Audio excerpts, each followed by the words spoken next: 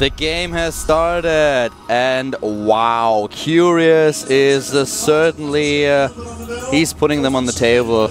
Yeah. This guy, the balls of steel, he goes for the 6-spool. Indeed he does, and you know, last game we had an interesting pylon placement. If the pylon placement were similar for this for Parting, he would struggle to hold his Nexus. Well, you definitely wouldn't be able to do it against this. But, what does Parting scout? Is he lucky enough? Yes, yeah, he is. Horrible for Curious here. This is exactly the one thing that you try to avoid, where you are trying to...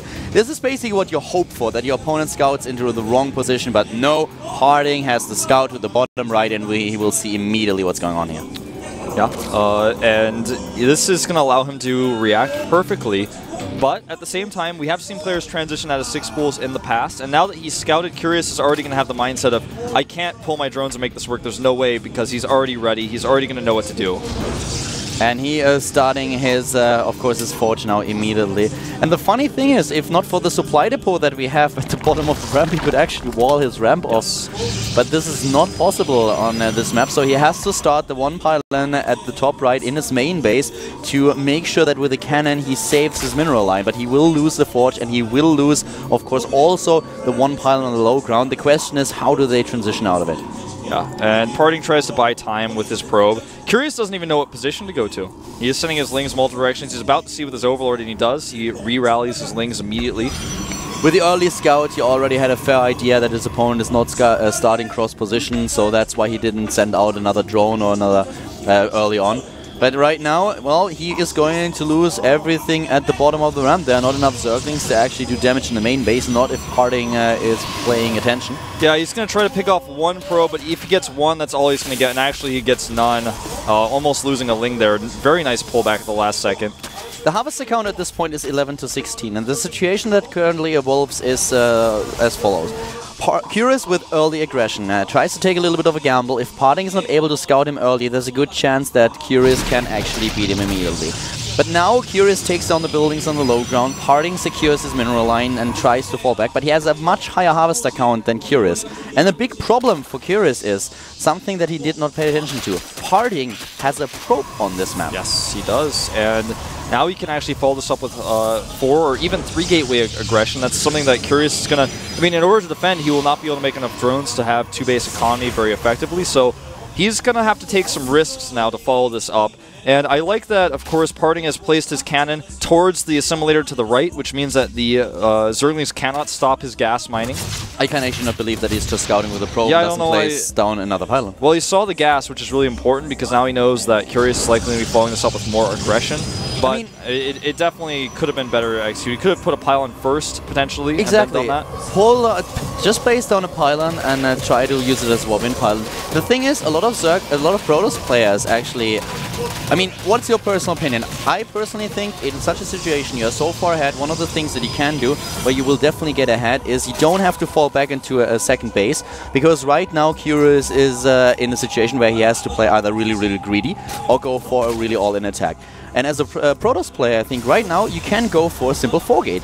You're in a great position. You know that you have the better economy, your opponent doesn't even have the production because he's lacking the base. So with a 4-gate, you can do so much damage here. Yeah, you know, I obviously used to play Protoss exclusively on the ladder. Now I'm playing Terran, but in a situation on a map like this, for example, I oftentimes would fall with a 4-gate. Thing is, if they just blindly make a ton of spines and you can't see that, oh, well, hold that thought, this Stalker's actually been taken out, that's huge.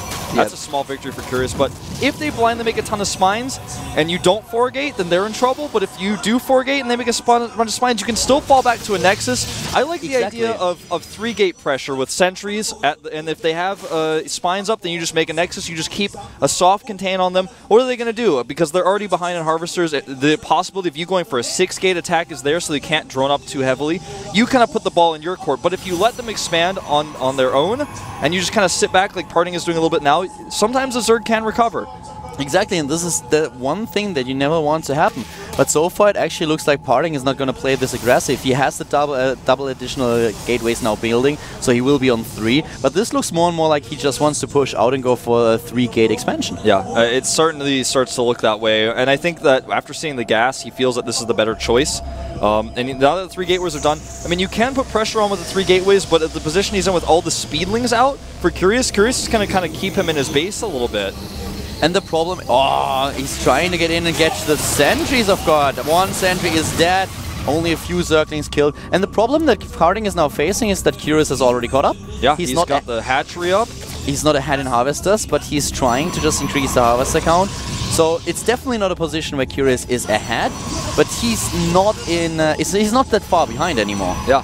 And this is starting to look like a game from early 2011 with the 3-gate sentry expand, with the timings of everything that have led up to this point with the Zergling speed out here. Evo Chamber is going up for possible detection, and also to start the +1 upgrade, and Lair as well. And you're right, man, Parting is kind of allowed Curious to get back into this a little bit because he's not been aggressive, but I like how Curious' transition here. Yeah, he had to sacrifice a lot of workers to get these Lings out, but the Lings have already paid off because they've kept Parting in his base a little bit. He's now had the ability to make those extra drones. And here, once again, the situation that we had earlier, the probe on the map. If you place down this I1 pylon before you start scouting again, you have a pylon where you can warp in units next to your opponent's main base. And with this, you can apply so much pressure. Even a run-by would be so dangerous to a Zerg player in this situation without the spine crawlers. Yeah, you're certainly right. Curious is just building them now, and he's nearly done with this lair tech, but this is going to develop into a very interesting game.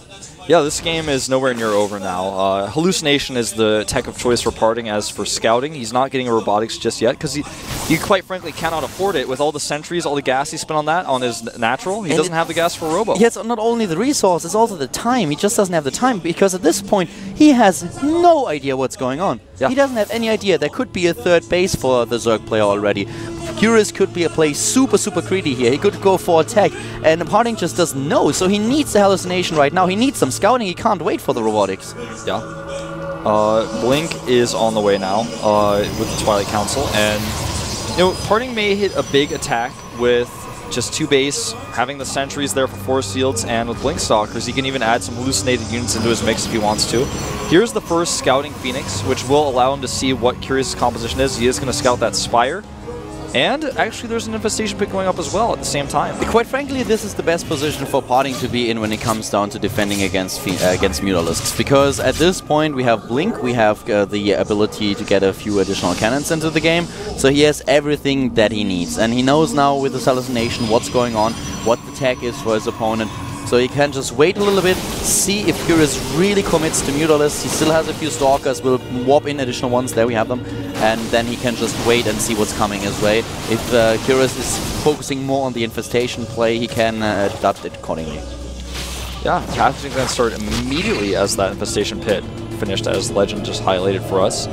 And I don't think Curious is actually going to commit very much to Mutalisk play. I think he actually may just have this as kind of a safe house. With the pathogen that's coming up here, I just don't think he's really going to commit, but he does have the resources to do it. I don't think he's going to get Needleless at this point either. The Inspire rather one option for him to get Corruptors if he needs them. Exactly. And Curious doesn't have a robotics. He still doesn't get this robotics, which is a little bit odd, but a huge gateway army here for him already. This timing is so critical because he needs the Infestors to hold this, and without the Infestors he probably can't, not with the amount of Blink Stalkers here. But if the Infestors do come out, he can hold, so this is actually the perfect timing for Parting to come in here. He does an aggressive Blink. He's going to try to start picking off these workers. He's got the sentries on the low ground to help protect. Ah, the Queen is down, and that's bad. She had enough energy for one transfuse. He could have really used it. And their Infestors are nearly out. Yeah, they're getting close here, man. And he's getting Zerglings. He has quite a lot of Zerglings here. A few critical fungals can actually turn this game around so fast for Curious. If he's able to delay this until the +1 armor upgrade is done, so that he's even in armor to attack upgrades, then he can really engage with the Lings. Because right now a problem is, of course, the +1 attack upgrade of Parting. Parting very aggressive here with his Blink Stalkers, warping in more Zealots on the high ground base, allowing the Infestors.